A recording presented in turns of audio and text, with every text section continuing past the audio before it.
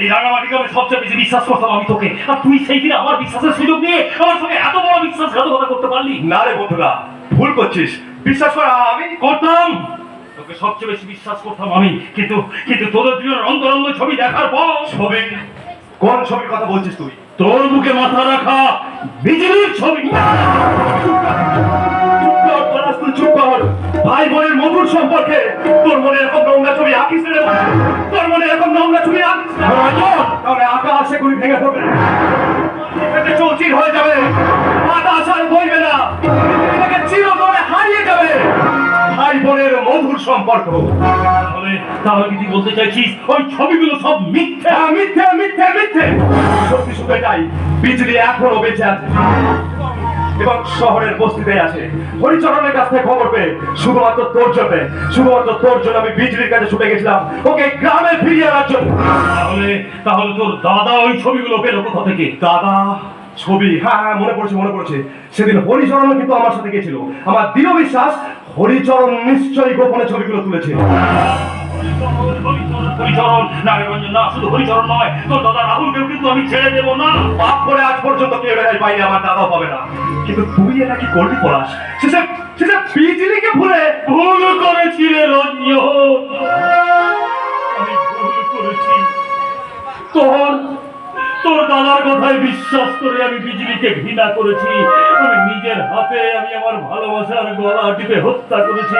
রাগে হিতাহিত জ্ঞান শূন্য হয়ে ওই আধুনিকা মোনালিসাকে বিয়ে করেছি। জ্বালা আমি একটা বীজ প্রাণ করেছি, তার জ্বালা আমি সহ্য করতে পারছি না রে রঞ্জন। পলাশ, দেবাদিদেব মহাদেবের মতো সংসারের সমস্ত বীজ আকণ্ঠ পান করে আমি নীলকণ্ঠ হয়েছি। আমি যে বীজটাকে পান করেছি তাকে পারছি না হজম করতে, পারছি না তাকে উগড়ে ফেলতে। তুই আমাকে বাঁচা রঞ্জন, তুই বাঁচা। আমি নয়, তোকে বাঁচাতে পারে একমাত্র বিজলি। হ্যাঁ, এখন আমাদের একটাই কাজ, যেখান থেকে হোক যেমন করে হোক তোর ভালোবাসা ওই বস্তির মেয়ে বিজলিকে আমাদের রাঙামাটিতে ফিরিয়ে আনতেই হবে রে বন্ধু। এই রাঙামাটিতে ফিরিয়ে আনতেই হবে। বিজলিকে ফিরিয়ে আনতে হবে, কিন্তু কেমন করে কোথায় পাবো আমি বিজলির ঠিকানা? জবাদির মুখে শুনেছি বিজলি আর 5 টাকা কলকাতার বস্তিতে থাকে না। তাহলে কেমন করে আমি বিজলিকে খুঁজে পাবো? ঈশ্বর, তুমি বলে দাও আমি কি করব? একদিকে বিজলি, একদিকে মোনালিসা, মধ্যিখানে আমি। কে দেবে আমার প্রশ্নের উত্তর? তার আগে তোমাকেও আমার একটা প্রশ্নের উত্তর দিতে হবে।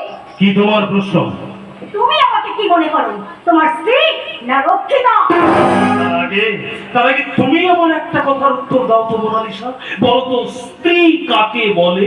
তার মানে কি বলতে চাইছো তুমি? জানো না তুমি মোনালিসা, জানো না স্ত্রী কাকে বলে? তুমি জানো না, হাতে নেই শাখা, সিঁথিতে নেই সিঁদুর, সে কখনো স্ত্রী হতে পারে না। শাখা সিঁদুর পরিনি বলে তোমার বিচারে আমি কি তাহলে বিধবা? মোনালিসা, এই শোনো, মোনালিসা আধুনিকা, তার নিজস্ব একটা পছন্দ অপছন্দ আছে। আমি শাখা সিঁদুর পরি না, আমার ভালো লাগে না তাই। আরে বঙ্গনারী, বঙ্গনারীর সিঁদুরে অ্যালার্জি। বাহ, কেন তুমি ভুলে যাও তুমি সীতা, সাবিত্রী, বেহুলার দেশের মেয়ে।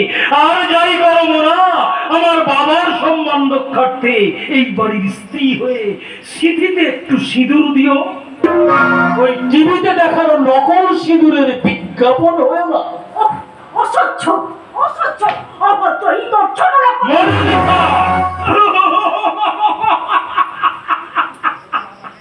শাসনের শাসানি লাগাম ছিঁড়েছে পলাশ বাবা, তাই স্ত্রী তার স্বামীকে বলছে অভদ্র, ছোট লোক। বাবা, বাবা, তুমি আমার পলাশের স্ত্রী, এই সংসারের কুলবধূ, তাই আমি তোমাকে লক্ষ্মী ছাড়া ডাইনি বলতে পারলাম না। মাস্টার তো তাই না বলে অনেক কিছু বলে দিয়েছেন। এবার কিন্তু আমি বলবো আমি। জানি তুমি কি বলবে, আমি তা জানি। এরপর হয়তো তুমি বলবে এই অভদ্র পরিবেশে এই অসভ্য মানুষটার সঙ্গে তুমি একসাথে বাস করতে পারবে না। কি তাই তো মোনালিসা দেবী? একদম ঠিক। এরপর বাপ ছেলে বেশি বাড়াবাড়ি করলে আমি কিন্তু সত্যি এবারে ছেড়ে চলে যাব।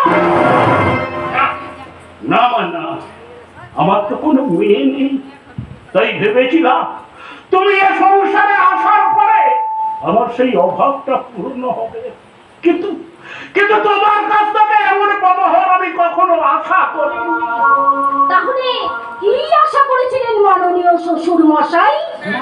ঘোমটা টানা কলা বংশে যে স্বামীকে দেবতা আর আপনাকে মহাদেবতা সাজিয়ে আপনাদের পা ধুয়ে জল খাবো?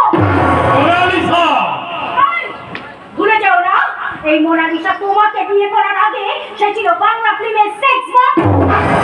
তাই আমার ব্যক্তি স্বাধীনতায় কেউ হস্তক্ষেপ করুক সেটা আমি পছন্দ করি না। স্বাধীনতা? তুমি কোন স্বাধীনতার কথা বলছো মোনালিসা?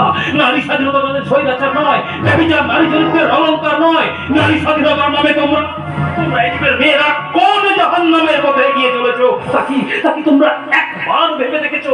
আমার ভাববার সময়ই নেই। এই নরকে থেকে আমি আমার উজ্জ্বল ভবিষ্যৎটাকে নষ্ট করতে পারবো না। তাই তোমার মতো ফালতু স্বামীকে আমি আমার ছেঁড়া জুতো মনে করে ছুঁড়ে ফেলে দিই। Tata, by.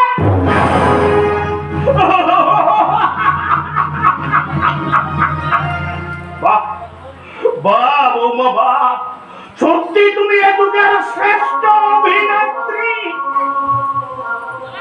বৌমা, এটা যদি রঙ্গমঞ্চ হতো তাহলে তাহলে তোমার অভূতপূর্ব অভিনয়ে মুগ্ধ হয়ে আমি আমার পায়ের জুতোর মালা করে তোমার গলায় পরিয়ে দিতাম। কিন্তু এখন আমি কি করবো বাবা? আমি যে বিষাক্ত কাটার মালাটা গলায় পড়েছি তাকে তো আমি ছিঁড়তে পারছি না বাবা। বলো না কেমন করে আমি বিষাক্ত মালাটা ছিঁড়বো? বিশ্বাস করো বাবা, বিশ্বাস করো, আমি চাইনি। আমি চেয়েছিলাম আমার হৃদয়ের যন্ত্রণা হৃদয়ে গোপন রেখে এই সংসারের বুকে আরো এক নতুন শান্তির সকাল, যে সকাল সন্ধ্যায় বিজলি বাজাবে মঙ্গল শঙ্খ, জ্বালাবে মঙ্গল দ্বীপ, যে দ্বীপের পবিত্র আলোক শিখার স্পর্শে আমাদের সংসারের সমস্ত পাপ গ্লানি ধুয়ে মুছে গিয়ে আমরা হয়ে উঠবো ওই পবিত্র দ্বীপ ও শিখার মতো পবিত্র। বলা